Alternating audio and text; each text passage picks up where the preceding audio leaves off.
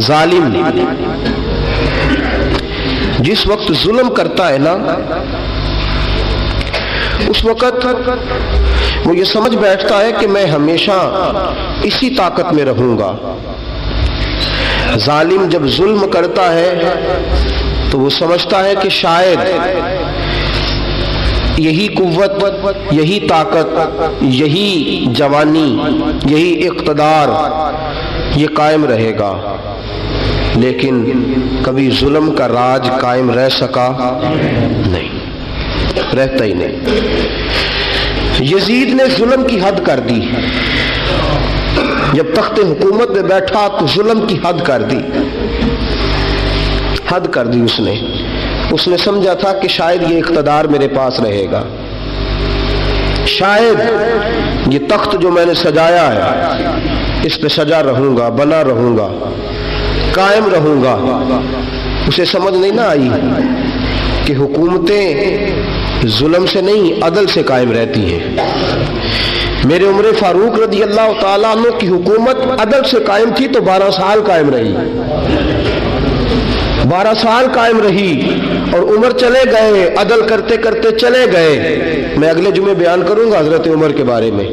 جناب عمر چلے گئے، عدل کرتے کرتے دنیا سے رخصت ہو گئے، لیکن مدینے کی گلی سے بھی جا کے پوچھو گے تو عمر کے عدل کی گواہی دے گی۔ مدینے کی گلی اور مٹی بھی کہے گی کہ عمر عادل تھا۔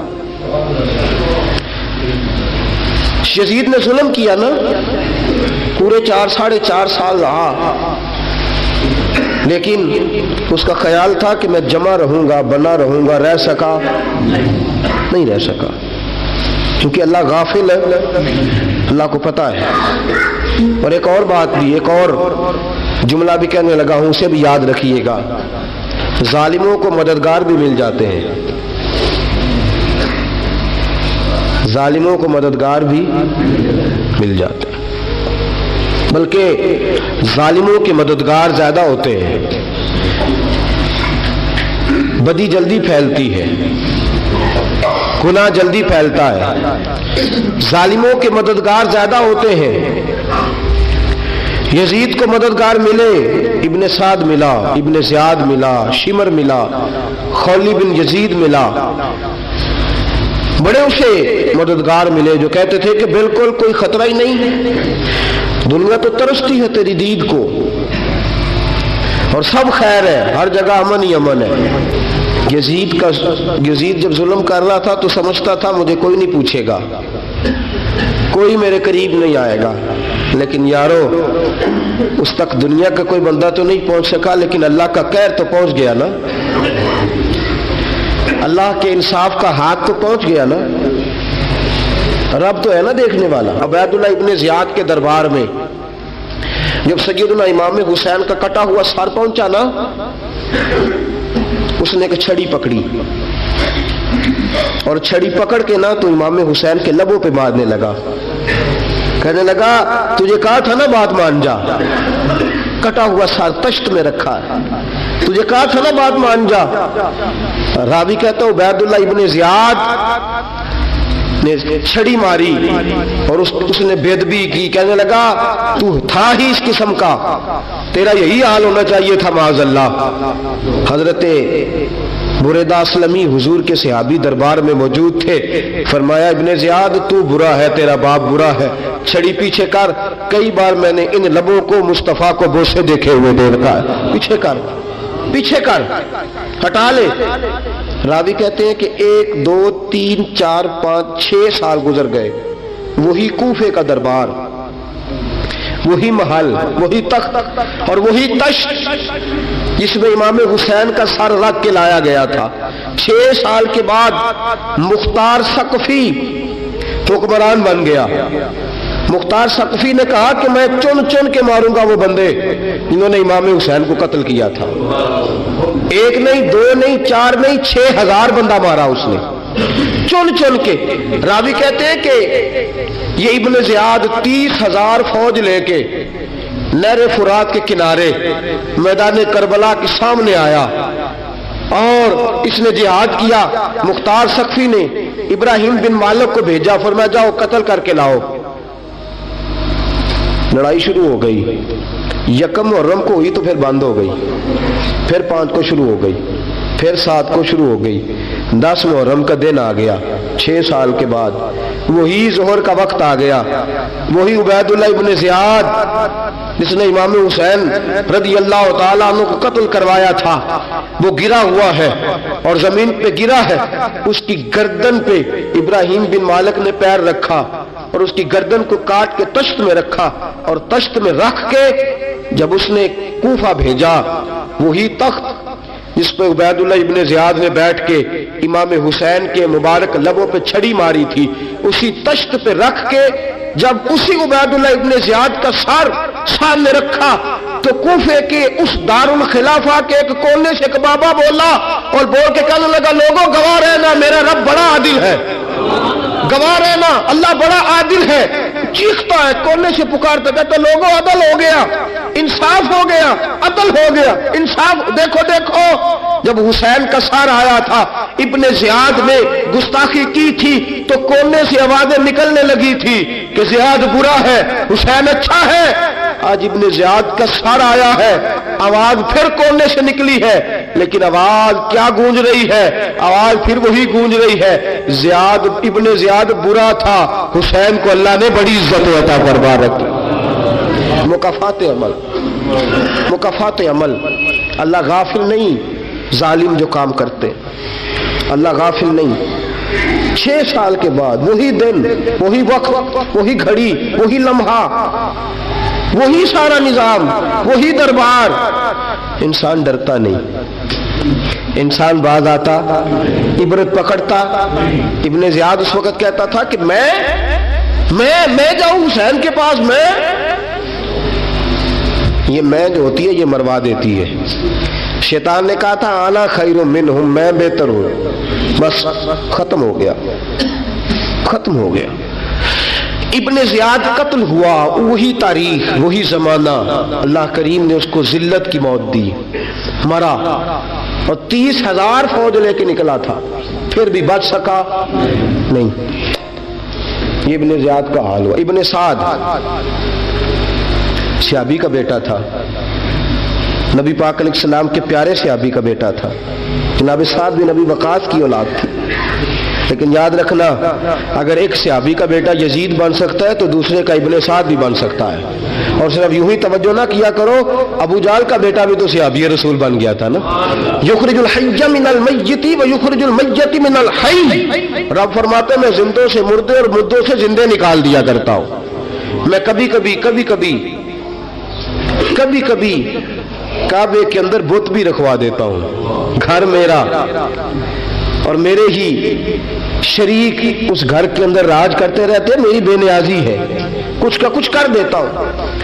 ابن سعد مختار حکمران بنا تو مختار ثقفی نے ابن سعد کے بیٹے حفص کو بلایا،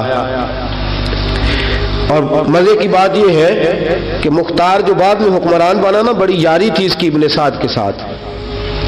جتنے قاتلان امام حسین تھے وہ کوفہ چھوڑ کے بھاگ گئے، دوڑ گئے۔ اور ایک بات یاد رکھنا، ظالم بزدل ہوتا ہے، ظالم بزدل ہوتا ہے، اس کے اندر وہ اطمینان نہیں ہوتا، تو ڈر لگتا۔ بھاگ گئے سارے کوفہ چھوڑ کے، لیکن ابن سعد نے کہا مختار میرا یار ہے، مجھے کچھ نہیں کہے گا۔ اس کے گھر والوں نے سمجھایا کہ تو دوڑ جا، تیرا تو ظلم بھی بہت زیادہ ہے، دوڑ جا تو۔ اس نے کہا نہیں میرا یار ہے، مجھے کچھ نہیں کہے گا۔ اس نے کہا تو نبی پاک کے نواسوں کا نہیں بنا تو تیرا یار تیرا بنے گا، تو رسول پاک علیہ السلام کے خاندان کا نہیں بنا، ان کا تو نے احترام نہیں کیا، یاری کا۔ اس نے کہا نہیں مجھے کچھ نہیں کہنے والا، تم چھوڑو اس بات کو۔ حفص کو پیغام بھیجا، بیٹا آیا۔ مختار نے کہا تیرا باپ کدھر ہے؟ اس نے کہا جی ابا جی اب باہر نہیں نکلتے، بس گھر کے کونے میں بیٹھ کے اللہ اللہ کرتے ہیں۔ اس نے کہا اچھا کیا کرتے ہیں؟ کہا جی گوشہ نشین ہو گئے۔ اس نے کہا اب تیرا باپ گوشہ نشین ہوا ہے؟ اب گوشہ نشین ہوا ہے؟ بھیڑیے سے لومڑی نے کہا کہ جاؤ شکار کر لو، تو بھیڑیا کہنے لگا بوڑھا ہو گیا تھا نا، بھیڑیا کہنے لگا نہیں میں نیک ہو گیا ہوں، میں نے شکار کرنا چھوڑ دیا ہے۔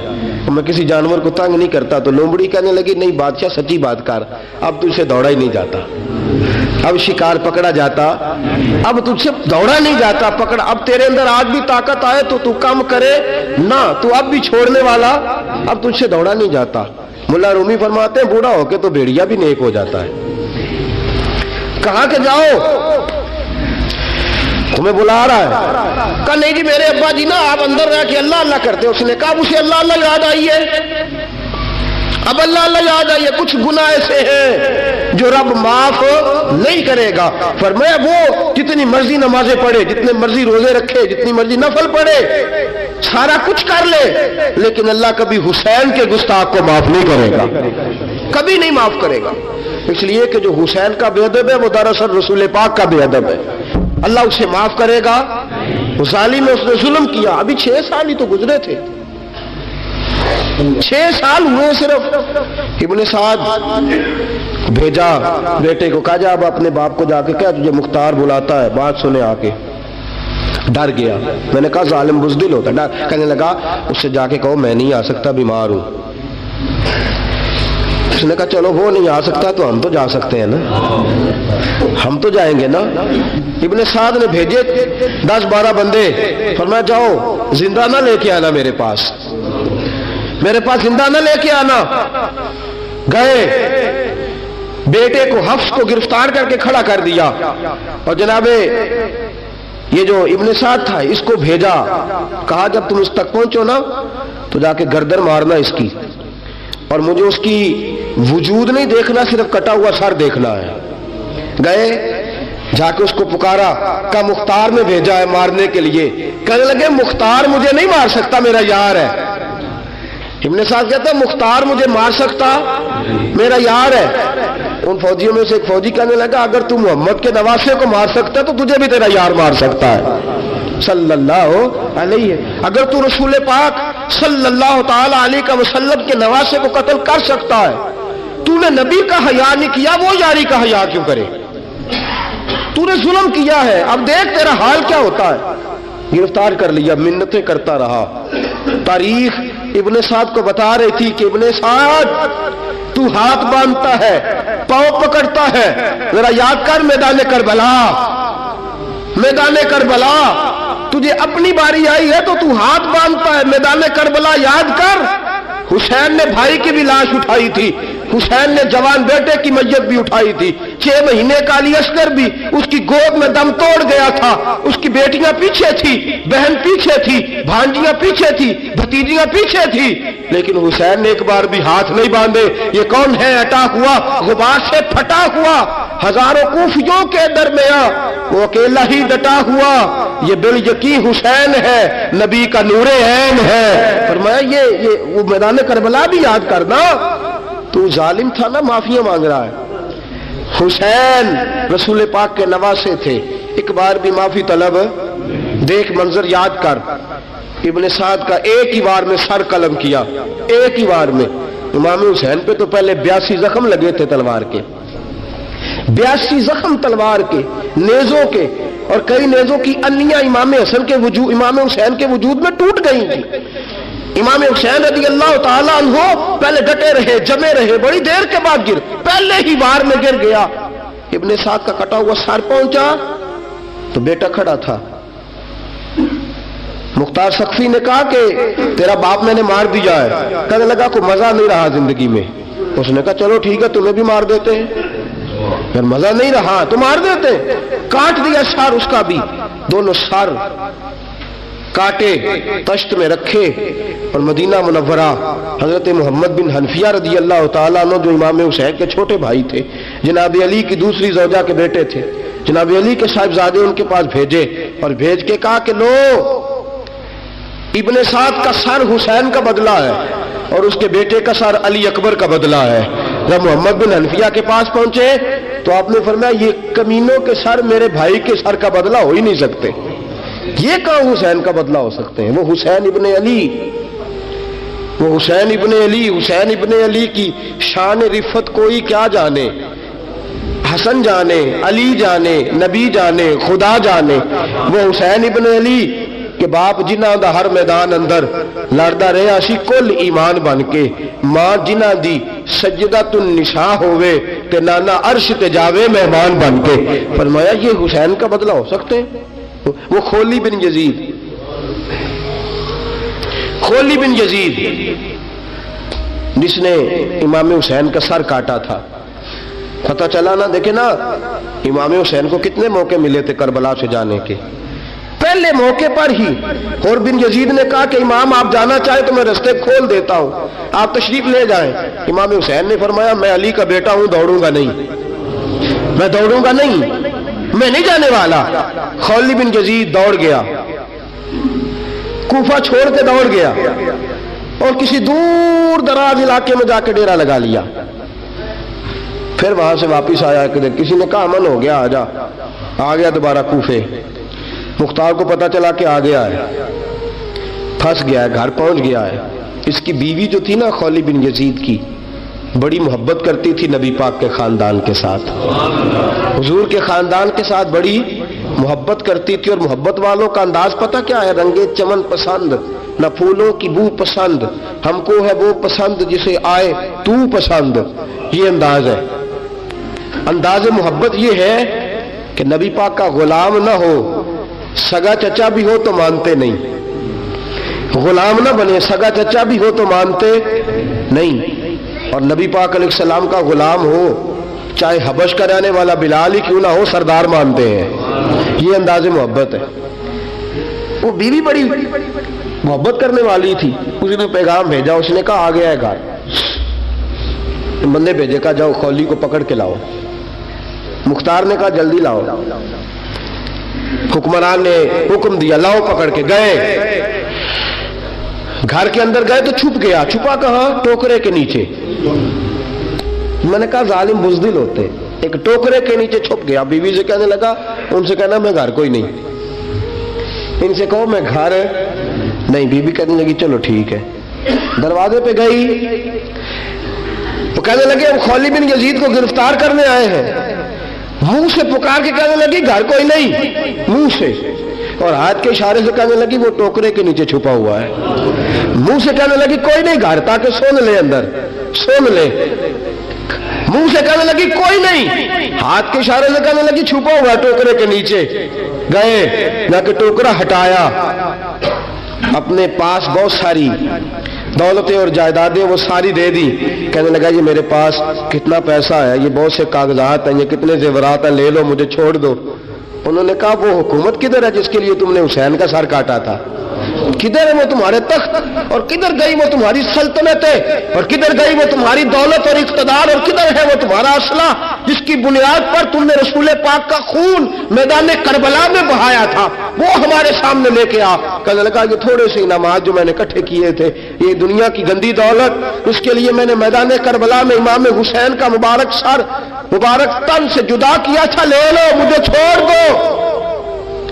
انہوں نے کہا نہ دنیا میں لے تجھے چھوڑیں گے، اور نہ اللہ ہی تجھے قیامت کے دن چھوڑے گا۔ گرفتار کر کے لائے، گرفتار کر کے لائے۔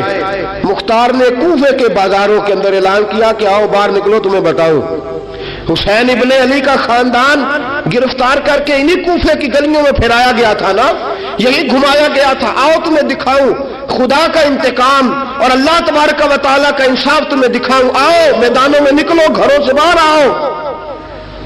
مختار ثقفی اگرچہ بندہ آباد میں یہ بھی ٹھیک نہ نکلا، لیکن بعض اوقات میرے نبی پاک علیہ السلام نے فرمایا اللہ اپنے دین کا کام اپنے نافرمان سے بھی لے لیا کرتا ہے، اس نے کام لینا ہو فاسق سے بھی لے لیتا ہے۔ اللہ نے لے لیا کام، نکلو میدانوں میں، نکلے باہر، چوک بھر گئے، گلیاں بھر گئیں، کوفے کے محلات بھر گئے۔ مختار نے کہا لوگوں 6 سال پہلے کی تاریخ بھی ذہن میں رکھنا، اور آج کا دن بھی تم کبھی مجھے وہ خولی بن یزید ہے کہ یہ نعرے لگاتا تھا کوفے کی گلیوں میں کہ میں نے حسین کا سر کاٹا ہے، میں نے حسین کا سر کاٹا۔ تمہارے سامنے کھڑے، پوچھو اس سے پوچھا بھی تو نے حسین کا سر کاٹا؟ کہنے لگا جی میں نے تو بالکل نہیں کاٹا تھا، میں تو انعام کے لیے نعرے لگاتا تھا، میں نے تو نہیں کاٹا۔ اس نے کہا چلو ابھی کرتے ہیں تیرا بندوبست۔ زخم لگائے تلوار کے ساتھ، اس کے وجود پر زخم لگائے، اور جب نڈھال ہو گیا، خون بہ گیا، زمین پہ گر گیا، تو مختار نے کہا اس کے وجود کو آگ لگا دو، زندہ کو جلا دو۔ جب وہ جل رہا تھا راکھ اڑ رہی تھی، لوگ کہہ رہے تھے کہ دیکھو یاد رکھنا اللہ نے رسی ڈھیلی کر دی تھی، اب رب نے رسی کھینچی ہے، تو دیکھو خدا سے بڑا کسی کا انصاف نہیں ہے۔ کس انداز میں امام حسین کے قاتل کو شمر ذل جوشن، میں نے کہا تھا 10 محرم کے دن جب مختار کے لوگ اس کے پیچھے بھاگے تو مدینہ منورہ تک گیا، حضرت امام زین العابدین سے بھی ملا، انہوں نے پانی بھی پلایا، کہنے لگا امام صاحب لگتا ہے آپ نے مجھے پہچانا نہیں۔ فرمایا میرا سارا گھر اجاڑ دیا، میں تجھے بھول سکتا ہوں؟ کہا پھر پانی کیوں پلایا ہے؟ فرمایا بند کرنا تمہارا کام ہے اور دشمنوں کو پلا دینا یہ ہمارے خاندان کا رواج ہے۔ فرمایا میرا سارا گھر اجاڑ دیا، تجھے کبھی بھول سکتا ہوں؟ بھول ہی نہیں سکتا، لیکن چونکہ ہمارے گھر کا کوئی مزاج ہی تھوڑا منفرد ہے، ہمارا کوئی انداز ہی تھوڑا مختلف ہے۔ شمر دوڑتا امام زین العابدین سے کہنے لگا پناہ، مجھے پناہ ملے گی؟ آپ نے فرمایا جیسے اللہ پناہ نہ دے اسے بندہ بھی نہیں دے سکتا، تیرے پاس اب چارہ کوئی نہیں، اس لیے کہ اب تجھے دیکھے نا، یاد رکھنا ظالم دوڑتے ہیں نا، جب ظالم دوڑتے ہیں تو پناہ مانگتے پھرتے ہیں، جب ان کا توتی بولتا ہے تو کہتے ہیں ہم چما دیگرے نیست، ہمارے جیسا کوئی اور ہے ہی نہیں، اور جب رسی کھینچتا ہے اللہ تو پھر بھاگے پھرتے ہیں گلیوں اور بازاروں میں، دوڑے پھرتے ہیں۔ اس لیے کہتے ہیں کہ ڈر کے رہنا چاہیے، ڈر کے۔ آج ان کے ساری شمر کو کہا کہ تو اب تجھے کوئی پناہ دے نہیں سکتا، اس لیے کہ تو اللہ کی پکڑ میں آنے والا ہے۔ شمر دوڑتا دوڑتا ایک گاؤں میں جا کے چھپ گیا، وہاں کے لوگوں کو مارا پیٹا، کہا قبر کسی نے بتایا تو گردن اڑا دوں گا۔ رات کا سناٹا چھایا تو مختار سقفی کا گروہ پہنچ گیا، شمر کو گرفتار کر کے لایا۔ مختار سقفی نے کہا کہ اس کے نا ہاتھ اور پیر باندھو، یہ پانی بند کرتا تھا میرے امام کے بچوں پر، یہ پانی بند، اور نعرے لگاتا تھا، کھڑا ہو کے کہتا تھا کہ امام پانی جانوروں کو دوں گا، درندوں پرندوں چرندوں کو دوں گا، لیکن اگر علی اصغر مانگے گا تو پھر نہیں دوں گا، علی اکبر مانگے گا تو پھر نہیں دوں گا، عباس مانگیں گے تو پھر نہیں دوں گا، اگر زین العابدین مانگیں گے تو نہیں دوں گا، سکینہ شہر بانو اور زینب کو پانی نہیں ملے گا، باقی ساری کائنات پیے گی، آپ کو نہیں ملے گا۔ یہ وہی شمر تھا، گرفتار کر کے لایا، 3 دن تک پیاسا رکھا اور زبان اتنی لمبی باہر نکل آئی، العطش العطش کی آوازیں بلند کرنے لگا۔ کہا جناب اس کا کرنا کیا؟ کہا اس کے ہاتھ باندھ دو، پیر باندھ دو، اور جو بھوکے کتے ہیں نا جن کو کئی دنوں سے میں نے بھوکا رکھا ہوا ہے، وہ کتے اس پر چھوڑو، اور جب کتے اس کا گوشت نوچے تو کوفے کے بازاروں میں اعلان کرنا کہ جو نبی پاک کی اہل بیت کا گستاخ ہو اسے اسرائیل بھی جان نکالنے نہیں آتے۔ کتے نوچتے ہیں، تڑپتا ہے لیکن جان نکلتی۔ کہا آؤ دیکھو آ کے یہ ہے میت کسی بے ادب کی، منہ دکھانے کے قابل نہیں ہے، ان کے دشمن پہ لعنت خدا کی، رحم پانے کے قابل نہیں ہے۔ فرمایا دیکھو جان بھی نہیں نکل رہی۔ فرمایا یہ وہ ہے جس کو 2 گز زمین بھی نہیں مل سکی، کتوں کے پیٹوں میں اسے جگہ ملی ہے، یہ وہ تھا تو جناب امام حسین رضی اللہ تعالیٰ عنہ کے خاندان پہ پانی بند کرنے والا تھا۔ میرے عزیزو دیکھو، رب فرماتا ہے کہ میں کبھی کسی ظالم سے غافل نہیں